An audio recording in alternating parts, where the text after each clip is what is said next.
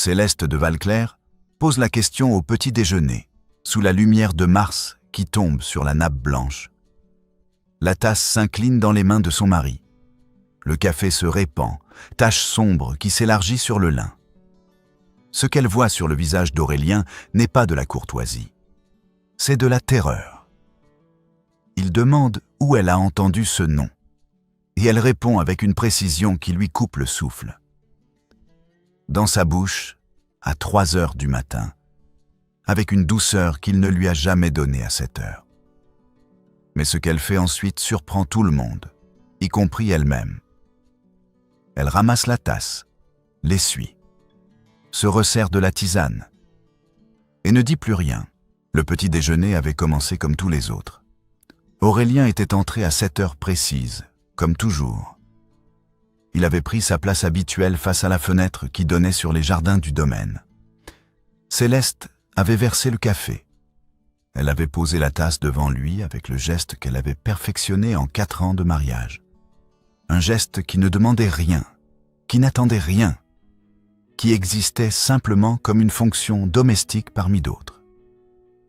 Mais ce matin-là, quelque chose avait changé. Céleste portait sur le visage les traces d'une nuit blanche. Ses mains, d'habitude si calmes, tremblaient légèrement en tenant la théière. Elle avait compté les heures depuis 3 heures du matin. Elle avait attendu l'aube. Elle avait choisi le moment où la lumière serait assez forte pour qu'il voie son visage quand elle parlerait. Elle avait posé la question avec une simplicité désarmante. Elle murmura. « Qui est Éléonore ?» La tasse s'était inclinée dans les mains d'Aurélien. Le café s'était répandu sur la nappe, une tache brune qui s'élargissait lentement, absorbée par les fibres du tissu. Il avait relevé les yeux. Ce qu'elle avait vu dans son regard l'avait glacé. Pas de la surprise, pas de la culpabilité. Quelque chose de plus profond, de la terreur pure. Il demanda d'une voix tendue. « Où as-tu entendu ce nom ?» Ses mains s'étaient refermées sur la tasse renversée, comme si le geste pouvait effacer ce qui venait d'être dit. Elle répondit calmement. « Dans ta bouche. À 3 heures du matin. Avec une douceur que tu n'as jamais eue à cette heure. » Ce qui suivit fut un silence d'une nature différente de tous ceux qu'ils avaient partagés en 4 ans. Ce n'était pas le silence poli de 2 personnes qui n'ont rien à se dire. C'était le silence de quelqu'un qui vient de perdre pied et qui cherche désespérément une prise. Aurélien avait ouvert la bouche, l'avait refermée, avait posé la tasse sur la soucoupe avec une lenteur exagérée, comme si chaque geste devait être contrôlé pour ne pas trahir davantage. Il finit par dire « Je ne sais pas de quoi tu parles. » Mais sa voix sonnait faux.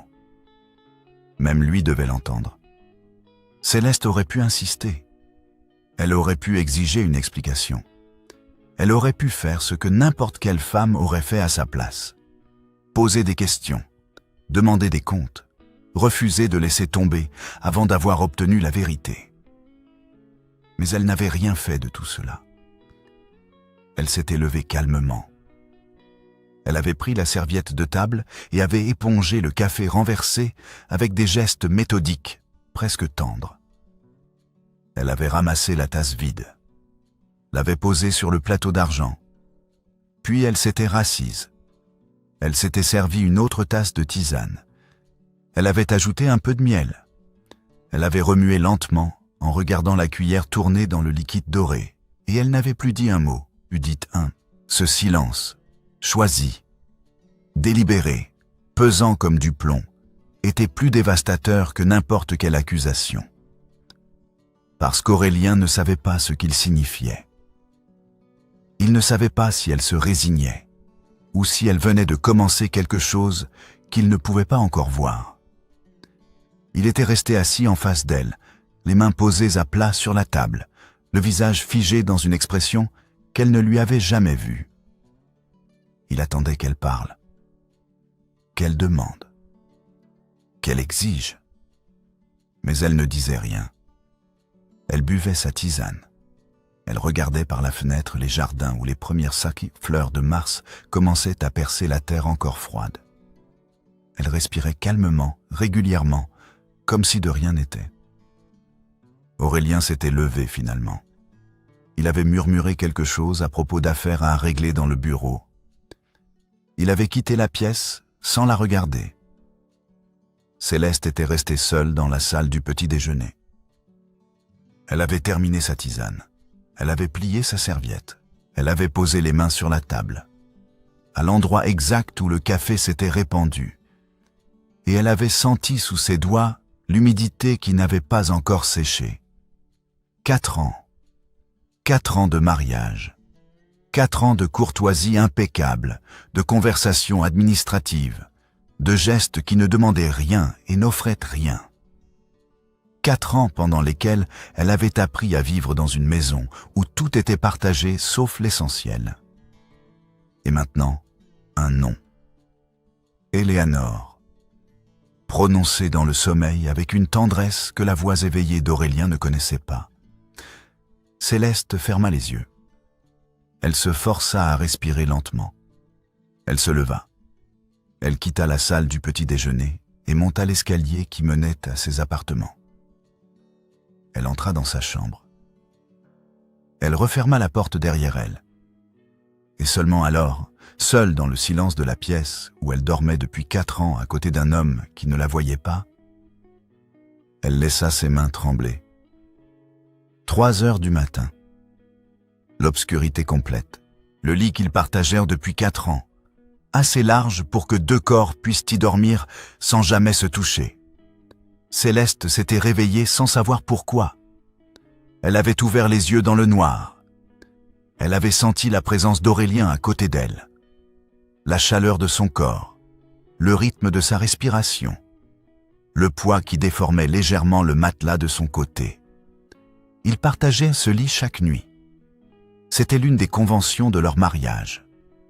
Dormir ensemble était un devoir conjugal au même titre que les apparitions publiques et les dîners en commun. Mais c'était aussi l'un des paradoxes les plus cruels de leur vie commune. Être si proche physiquement et si éloigné dans tous les autres sens. Céleste connaissait par cœur le rythme de sommeil d'Aurélien.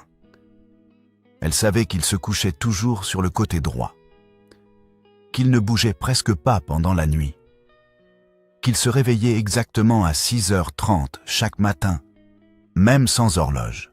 Mais cette nuit-là, quelque chose était différent. Sa respiration avait changé. Elle était devenue irrégulière, plus rapide, comme celle de quelqu'un qui rêve intensément. Céleste était restée immobile, les yeux ouverts dans l'obscurité, écoutant. Et puis elle avait entendu sa voix.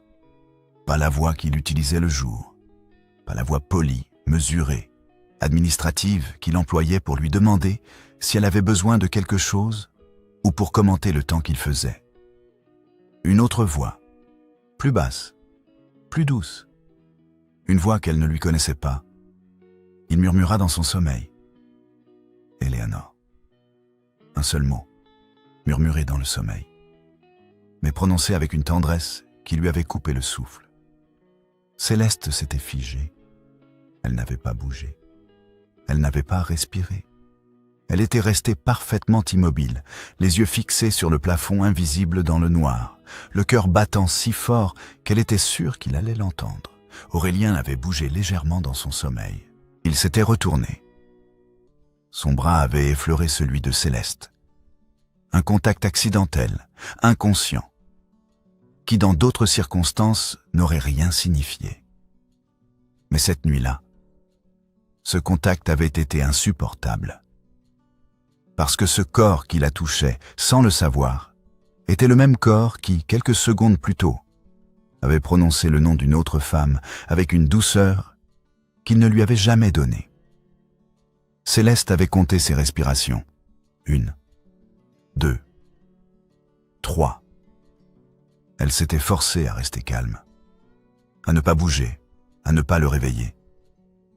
Parce que si elle le réveillait, il lui faudrait expliquer pourquoi. Il lui faudrait dire qu'elle l'avait entendu. Et alors, il se fermerait encore plus. Il nierait. Il trouverait une explication rationnelle. Il transformerait ce moment en quelque chose d'insignifiant, et Céleste ne voulait pas qu'il soit insignifiant. Elle voulait comprendre. Elle voulait savoir qui était Éléanore. Elle voulait savoir pourquoi ce nom existait dans la bouche de son mari, avec une telle tendresse. Elle voulait savoir depuis combien de temps cette femme habitait ses rêves. Mais elle savait aussi que si elle posait ces questions maintenant, dans l'obscurité, avec le poids de la nuit sur eux, elle n'obtiendrait rien. Alors, elle avait attendu.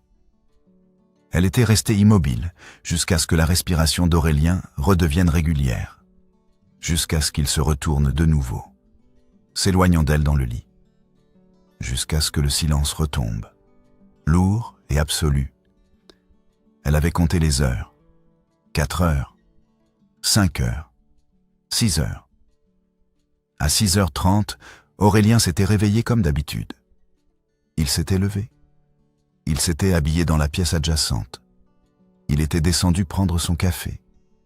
Et Céleste était restée dans le lit, les yeux ouverts, fixant la lumière grise de l'aube qui commençait à filtrer à travers les rideaux. Elle avait attendu d'être sûre qu'il était parti. Puis, elle s'était levée. Elle s'était habillée lentement, avec des gestes mécaniques. Elle s'était regardée dans le miroir et avait vu une femme qu'elle reconnaissait à peine. Une femme aux traits tirés, aux yeux cernés, au visage marqué par une nuit sans sommeil. Elle était descendue à la salle du petit déjeuner. Elle s'était assise. Elle avait attendu qu'Aurélien entre. Et quand il était entré, elle avait posé la question. 4 ans. 4 ans pendant lesquels elle avait appris à ne rien demander. 4 ans pendant lesquels elle avait construit une vie où rien ne dépendait d'être vu ou entendu. 4 ans pendant lesquels elle avait joué du clavecin derrière une porte fermée parce qu'elle avait cessé de croire que quelqu'un écoutait. Et tout cela, toute cette architecture soigneusement construite de silence et de résignation, s'était effondrée en un seul mot murmuré dans l'obscurité. Éléanore, Céleste avait commencé à observer. Pas de manière évidente, pas de manière qui aurait pu être remarquée, mais avec une attention qu'elle n'avait jamais portée à rien d'autre en 4 ans. Elle avait remarqué que chaque soir, après le dîner, Aurélien se retirait dans son bureau. Ce n'était pas nouveau. Il l'avait toujours fait. Mais maintenant, Céleste se demandait ce qu'il faisait là-bas. Elle avait commencé à passer dans le couloir qui longeait le bureau vers 10 heures du soir. Elle marchait lentement, sans faire de bruit, en prétextant une promenade avant de se coucher. Et en passant devant la porte fermée, elle s'arrêtait quelques secondes près de la fenêtre du couloir. La fenêtre donnait sur les jardins plongés dans l'obscurité. Mais elle donnait aussi, par un angle particulier, une réflexion partielle de l'intérieur du bureau quand la lampe était allumée. Et c'est ainsi que Céleste avait commencé à le voir. Assis à son bureau, penché sur quelque chose qu'elle ne pouvait pas distinguer clairement dans le reflet tremblant de la vitre. Mais elle voyait sa posture. Elle voyait la manière dont ses épaules s'inclinaient. Elle voyait la lenteur de ses gestes. Il écrivait. Ce n'était pas l'écriture rapide et administrative qu'il utilisait pour la correspondance du domaine. C'était quelque chose de différent, quelque chose de plus lent, de plus concentré, quelque chose qui semblait lui demander un effort non pas physique, mais émotionnel. Céleste l'avait observé pendant 3 soirs de suite. Toujours la même scène, toujours la même posture, toujours cette écriture lente et méthodique qui semblait absorber toute son attention. Le 4e soir, elle avait remarqué quelque chose de nouveau. Quand Aurélien avait fini d'écrire, il avait plié la feuille avec soin. Il l'avait glissée dans une enveloppe. Il avait écrit quelque chose sur l'enveloppe. Puis, il avait ouvert un tiroir de son bureau et y avait déposé l'enveloppe. Le 5e soir, Céleste avait attendu qu'il monte se coucher. Elle avait attendu d'entendre ses pas dans le couloir au-dessus. Elle avait attendu encore 10 minutes pour être sûre qu'il ne redescendrait pas. Puis, elle était descendue. Le bureau était fermé à clé, comme d'habitude. Mais ce soir-là, pour une raison qu'elle ne comprenait pas, la porte n'était pas complètement verrouillée. Peut-être Aurélien avait-il oublié. Peut-être était-il distrait. Peut-être était-ce simplement un hasard. Céleste avait posé la main sur la poignée. Elle avait hésité. Puis, elle avait poussé. La porte s'était ouverte en silence. Elle était entrée. Elle avait refermé la porte derrière elle. Elle s'était approchée du bureau. La lampe était éteinte, mais la lumière de la lune qui entrait par la fenêtre suffisait pour voir. Le bureau était impeccablement rangé. Pas un papier qui traînait, pas une plume mal posée. Tout était à sa place, ordonné, contrôlé. Céleste avait ouvert le tiroir que Aurélien avait utilisé plus tôt dans la soirée. À l'intérieur, elle avait trouvé une pile de lettres, toutes dans des enveloppes fermées, toutes portant la même adresse écrite de la main d'Aurélien. Eleanor Hathaway, Normandie. Céleste avait sorti la première enveloppe. Ses mains tremblaient. Elle avait décacheté l'enveloppe avec précaution, en essayant de ne pas déchirer le papier. À l'intérieur, une lettre, écrite de la main d'Aurélien, datée de 3 semaines après leur mariage. Chère Eleanor, je ne sais pas si tu recevras cette lettre. Je ne sais même pas si je l'enverrai. Mais il faut que je t'écrive. Il faut que je te dise ce que je n'ai pas pu te dire avant. Je me suis marié il y a 3 semaines. Tu le sais peut-être déjà. Peut-être que quelqu'un te l'a dit. Peut-être que tu l'as appris par les journaux. Je voulais que tu saches que ce n'était pas un choix. C'était une nécessité. Le domaine avait besoin de cette alliance. Ma mère avait besoin de cette alliance. Et toi, tu avais cessé de répondre. Tu avais cessé d'écrire. Et j'ai compris que tu avais choisi de partir. Je ne t'en veux pas, je comprends. Mais je voulais que tu saches que je n'ai pas oublié. Que je n'oublierai jamais. Aurélien, Céleste avait lu la lettre 2 fois, puis 3 fois, puis elle avait sorti la 2e enveloppe, puis la 3e, puis la 4e. Elle avait lu les 10 premières lettres. Toutes parlaient d'Élénore. Toutes exprimaient le même regret, la même nostalgie, la même douleur contenue. Toutes décrivaient un amour perdu, un choix impossible, une vie construite sur un renoncement. Céleste avait remis les lettres dans le tiroir. Elle avait refermé le bureau. Elle était remontée dans sa chambre. Elle s'était assise sur le bord du lit. Elle avait posé les mains sur ses genoux. Elle avait fixé le mur en face d'elle. Et pour la première fois en 4 ans, elle avait compris quelque chose qu'elle avait toujours su sans vouloir l'admettre. Elle n'était pas l'épouse d'Aurélien, elle était sa remplaçante. Mais au lieu de le confronter, Céleste avait fait quelque chose de différent. Elle avait commencé à répondre en silence. Le lendemain, elle était descendue au salon de musique. Elle avait ouvert le meuble où étaient rangées les partitions. Elle avait cherché jusqu'à trouver ce qu'elle voulait, un recueil de pièces de Rameau qu'elle n'avait pas joué depuis des mois. Elle avait pris le recueil. Elle était montée au bureau d'Aurélien.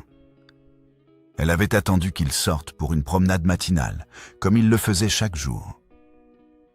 Puis, elle était entrée dans le bureau. Elle avait posé le recueil de Rameau sur le coin du bureau, bien en évidence, ouvert à la première page.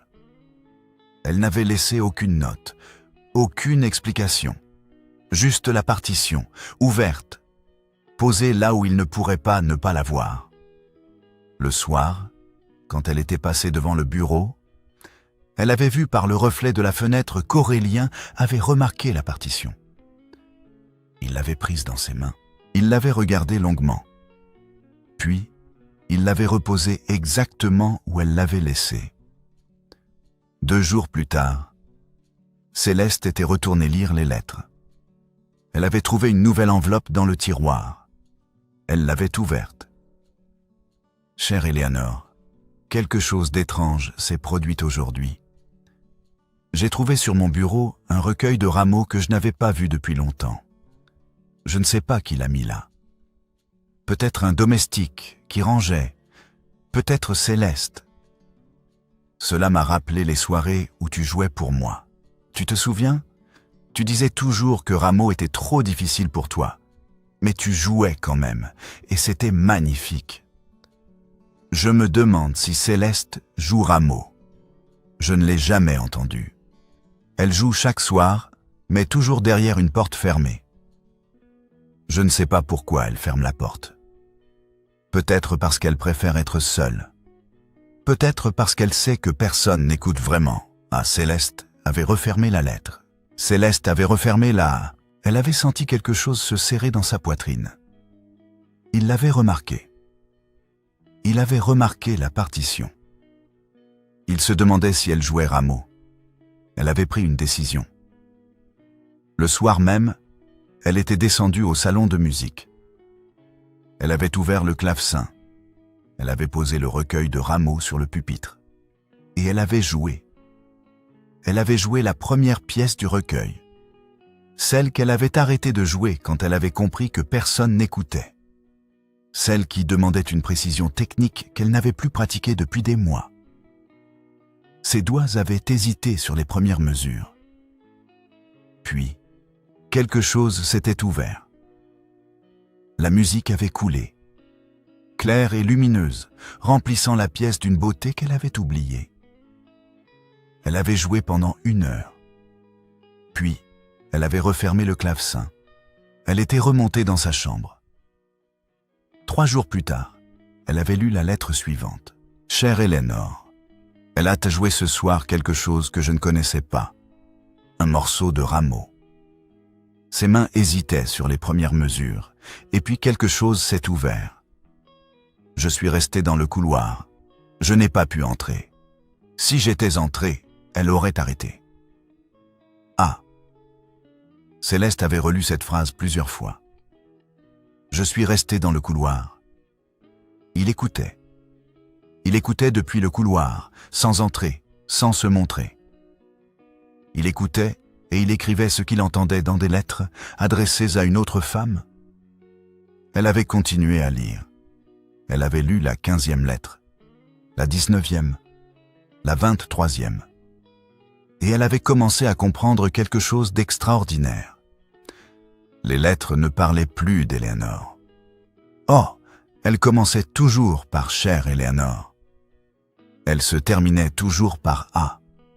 Mais entre les deux, le contenu avait changé. Aurélien ne parlait plus de ce qu'il avait perdu. Il parlait de ce qu'il voyait, de ce qu'il entendait, de ce qu'il remarquait chaque jour dans la femme qui vivait sous le même toit que lui. Elle a réorganisé la bibliothèque entière en 3 jours. Elle a un système. Et quand je lui ai demandé pourquoi, elle m'a regardé comme si personne ne lui avait jamais posé cette question. Elle rit parfois quand elle croit que personne ne l'entend. C'est un rire léger, presque enfantin, complètement différent du sourire poli qu'elle utilise en société. Elle a laissé un livre ouvert sur la table du salon. Je l'ai feuilleté. C'était un recueil de poésie anglaise. Il y avait des annotations dans les marges, des remarques en français sur la traduction. Elle lit l'anglais mieux que moi. Céleste avait lu les 37 lettres. Les 10 premières parlaient d'Éléonore. Les 27 suivantes parlaient d'elle. Et Aurélien ne s'en était pas rendu compte. Il continuait à écrire « Chère Éléonore » en haut de chaque page. Il continuait à adresser ses lettres à une femme qui ne les recevrait jamais. Mais ce qu'il écrivait, ce qu'il décrivait avec une précision dévastatrice, c'était le portrait involontaire de Céleste. Un portrait écrit par un homme qui ne savait pas qu'il l'aimait. Parce que sa vie émotionnelle existait exclusivement à l'intérieur d'une enveloppe cachetée. Céleste avait refermé le tiroir. Elle était remontée dans sa chambre. Elle s'était assise devant la fenêtre. Elle ne ressentait pas de la colère. Elle ne ressentait pas de la tristesse. Elle ressentait quelque chose de plus complexe. quelque chose qui ressemblait à de la certitude. La certitude d'avoir été vue pendant 2 ans par un homme aveugle à son propre cœur. Et elle avait pris une décision. Elle ne parlerait pas. Pas encore. Pas avant que le silence devienne insupportable. Pas avant qu'il découvre, à travers les signaux qu'elle laisserait, que quelqu'un avait répondu. La 4e semaine, Aurélien avait commencé à remarquer les signaux. La partition de Rameau qui apparaissait sur son bureau, alors qu'il ne l'avait pas demandé. Le livre de poésie anglaise, ouvert à une page qu'il avait mentionnée dans une lettre que personne n'était censé avoir lue. Un iris du jardin, placé dans le petit vase de cristal sur son bureau, exactement comme il l'avait décrit dans la lettre 23. Il avait compris, lentement, que quelqu'un lisait ce qu'il écrivait, que quelqu'un répondait. Céleste l'avait vu dans son comportement. Il était devenu nerveux, distrait. Il regardait autour de lui comme s'il cherchait quelque chose qu'il ne pouvait pas nommer. Un soir, elle l'avait vu entrer dans le bureau et s'arrêter net devant le vase avec l'iris. Il avait pris le vase dans ses mains. Il l'avait regardé longuement. Puis, il avait ouvert le tiroir où il rangeait les lettres. Il avait sorti la lettre 23. Il l'avait relue. Céleste avait vu son visage changer. Elle avait vu le moment exact où il avait compris. Quelqu'un avait lu cette lettre. Quelqu'un savait ce qu'il avait écrit. Et ce quelqu'un lui répondait en silence. Le lendemain, Céleste était allée voir Diane de Valclair. La douairière recevait toujours dans le grand salon du 2e étage. C'était une pièce froide, élégante, meublée avec un goût impeccable et une absence totale de chaleur. Diane était assise près de la fenêtre, brodant un mouchoir avec des gestes précis et mécaniques. Elle avait levé les yeux quand Céleste était entrée. Céleste déclara sans préambule. « Vous êtes allé la voir. » Diane posa sa broderie. « Qui ?» Elle répondit fermement. « Eleanor Hathaway, octobre 1808, 3 semaines avant le mariage. Vous lui avez dit qu'Aurélien avait choisi, que l'alliance était nécessaire, que vous demandiez le silence. » Le visage de Diane n'avait pas bougé, mais ses mains s'étaient immobilisées sur le tissu. Elle demanda « Comment savez-vous cela ?» Céleste répondit calmement « Parce que je lui ai écrit et qu'elle m'a répondu. » Un silence absolu s'installa. Diane avait posé la broderie sur la table à côté d'elle. Elle avait croisé les mains sur ses genoux. Elle demanda prudemment « Qu'est-ce qu'elle vous a dit ?» Céleste expliqua qu'une femme très correcte lui avait rendu visite 3 semaines avant mon mariage avec Aurélien. Que cette femme lui avait dit qu'Aurélien avait choisi son devoir, que l'alliance Brémond était nécessaire et qu'il demandait à Eleanor de ne plus écrire. Diane n'avait pas répondu. Céleste continua. « Ce que je veux savoir, ce n'est pas pourquoi vous l'avez fait. C'est ce que vous lui avez dit exactement. » Diane finit par répondre. « Je lui ai dit la vérité, que mon fils avait choisi son devoir, que l'alliance était nécessaire, que le domaine avait besoin de cette union. » Céleste demanda « Et c'était vrai ?» Diane commença. « Le domaine avait besoin... » Céleste l'interrompit. « Je ne vous demande pas si le domaine avait besoin de moi. Je vous demande si Aurélien savait que vous parliez en son nom. » Diane détourna les yeux. « Non. » Céleste déclara. « Alors vous n'avez pas protégé votre fils. Vous avez décidé à sa place. Et la femme à qui vous avez menti a eu la dignité de se taire. Pendant 4 ans. » Diane avait relevé les yeux. Pour la première fois, Céleste avait vu quelque chose qui ressemblait à de l'incertitude dans son regard. Elle demanda « Et vous ? Qu'est-ce que vous allez faire avec cette vérité ?» Céleste répondit « Ce que vous n'avez pas fait, la donner à tout le monde, à Eleanor, à Aurélien et à moi-même. » Elle était sortie du salon sans attendre de réponse. La 6e semaine, Céleste avait fait quelque chose qu'elle n'avait pas fait depuis 2 ans. Elle était descendue au salon de musique à l'heure habituelle. Elle avait ouvert le clavecin. Elle avait posé sur le pupitre la partition de Rameau, celle de la lettre 15, celle qu'Aurélien avait décrite avec une précision qui lui avait coupé le souffle, et elle avait laissé la porte ouverte. Elle avait commencé à jouer. Les premières mesures avaient résonné dans le salon, claires et lumineuses. Puis, elle avait continué. Elle avait joué le morceau entier, sans hésiter, sans s'arrêter. Dans le couloir, Aurélien s'était arrêté. Il était là, comme chaque soir, depuis 2 ans. Mais ce soir, la porte était ouverte. Et le morceau qui résonnait était celui qu'il avait décrit dans une lettre que personne n'était censé avoir lue. Il avait compris, d'un coup, que la femme qui jouait ce morceau savait ce qu'il avait écrit, savait qu'il l'observait depuis le couloir, savait qu'il l'avait décrite avec une tendresse qu'il ne lui avait jamais donnée en face. Et elle avait choisi de ne pas l'accuser. Elle avait choisi de l'inviter. Avec la musique, pas avec des mots. Il était entré. Céleste ne s'était pas arrêtée de jouer. Mais elle avait levé les yeux. Elle l'avait vu dans l'encadrement de la porte, le lieu où il avait toujours été, maintenant visible. Elle avait terminé le morceau.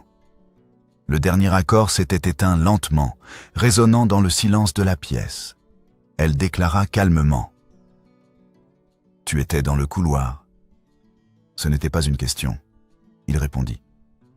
Chaque soir, elle demanda. Depuis combien de temps? Il avoua. 2 ans.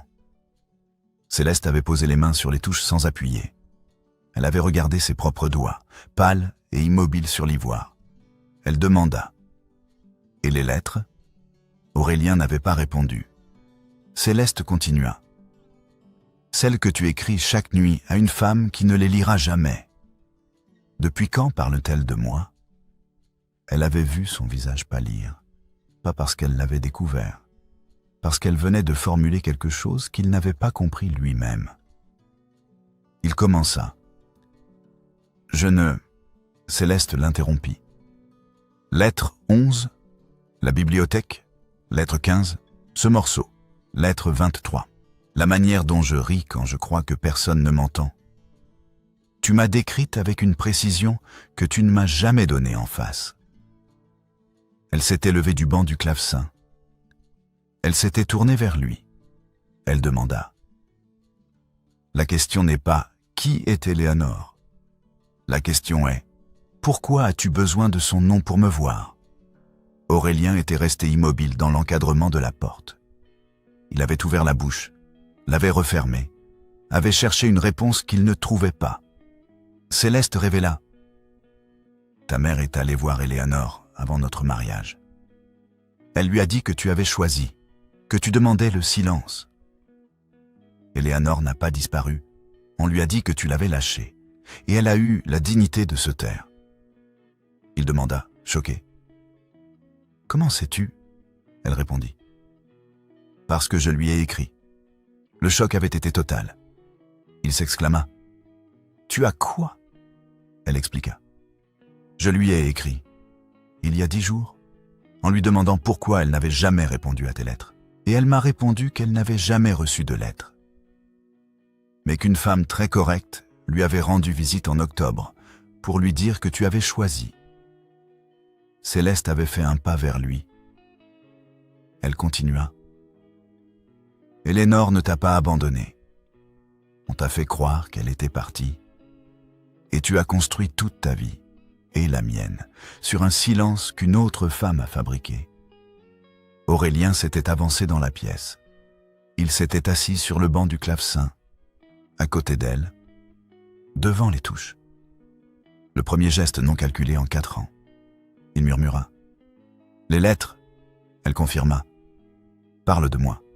Depuis 2 ans, tu ne le savais pas. » Il admit. « Non. » Elle révéla. « Je le sais depuis 4 semaines. Et j'ai attendu. » Il demanda. « Pourquoi ?» Elle expliqua. Parce que si je t'avais confronté, tu aurais fait ce que tu fais toujours, administrer. Répondre avec courtoisie, fermer. Je voulais que tu arrives ici par toi-même, parce que la porte était ouverte et que la musique t'a fait entrer. Céleste avait pris la lettre 15 sur le pupitre du clavecin. Elle l'avait posée devant lui. Elle ordonna doucement. Maintenant, remplace le nom. Aurélien avait regardé la lettre. Ses mains tremblaient. Elle insista. Lis-la, à voix haute, avec mon nom. Il avait pris la lettre. Il avait ouvert la bouche. Sa voix s'était brisée sur les premiers mots. Il commença. « Chère Céleste ». Il avait continué, lentement, avec difficulté. Chaque phrase était une confession qu'il n'avait jamais faite en face. « Chère Céleste, elle a déjà joué ce soir quelque chose que je ne connaissais pas, un morceau de Rameau. » Ses mains hésitaient sur les premières mesures. Et puis quelque chose s'est ouvert. Je suis resté dans le couloir. Je n'ai pas pu entrer. Si j'étais entré, elle aurait arrêté. Mais je voulais qu'elle continue. Je voulais entendre jusqu'au bout ce qu'elle avait à dire. Il avait posé la lettre. Il avait fermé les yeux. Il murmura. Je ne savais pas. Je ne savais pas que c'était toi. Céleste s'était assise à côté de lui sur le banc. Son épaule avait touché la sienne. Le premier contact choisi, non protocolaire, en 4 ans. Elle dit simplement. Maintenant tu sais. Semaine plus tard, le salon de musique. La porte qui avait été fermée pendant 2 ans restait ouverte. Sur le pupitre du clavecin, les lettres, non plus cachées dans un tiroir, mais posées là où se pose la musique. Chaque soir, Aurélien en lisait une. Chaque soir, Céleste jouait après. La correspondance qui avait existé dans un sobre scellé existait maintenant dans une pièce partagée. Dans le bureau d'Aurélien, le tiroir qui contenait les lettres était vide. Mais sur la table, il y avait une nouvelle enveloppe, ouverte, adressée non plus à Eleanor Hathaway, mais à Céleste de Valclair. La première lettre écrite avec le bon nom. Et quelque part en Normandie, une autre lettre était arrivée. Une lettre de la main de Céleste, adressée à Eleanor. Eleanor l'avait lue. Elle avait répondu avec une seule ligne. Merci de m'avoir dit la vérité. C'est la première fois en 4 ans que quelqu'un me la donne. La femme qui avait parlé était Céleste, pas Aurélien. La femme qui avait choisi de ne pas se taire, pas par colère, pas par vengeance, mais parce qu'elle avait compris que le silence, même le silence choisi, avait des limites. Et que parfois, la seule manière de sauver quelque chose était de le nommer. Dans le salon de musique, Céleste jouait. Aurélien écoutait. Pas depuis le couloir. Pas caché derrière une porte fermée, assis à côté d'elle. Sur le même banc, avec les lettres posées devant eux comme une partition qu'ils apprenaient ensemble. L'amour qui avait été écrit avec le mauvais nom était maintenant prononcé dans la bonne pièce. Justice, lumineuse et complète.